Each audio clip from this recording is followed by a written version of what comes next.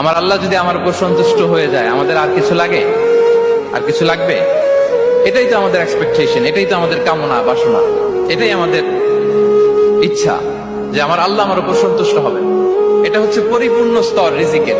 এটা যে পায় তার আর কিছু লাগে। কোরআনকে বুঝতে, কোরআনকে জানতে, চলো শিখি আরবি ভাষা। জীবনকে সাজাতে, জীবনকে রাঙাতে, কোরআনই হলো সঠিক দিশা। কোরআনকে বুঝতে, কোরআনকে জানতে, চলো শিখি আরবি। সেজদায় পরে আল্লাহরে বলবেন, আল্লাহ এই পৃথিবীতে আমি ছাড়া তোমার গোলামের অভাব নাই, কিন্তু তুমি ছাড়া আমার দ্বিতীয় কোনো রব নাই। উপরে আল্লাহ দেখতাছে, দুই কাঁধে দুই ফেরেস্তা সব সময় লেখতাছে, তবুও মানুষের হৃদয় কাঁপে না। ليكن يومك للشعب ودادا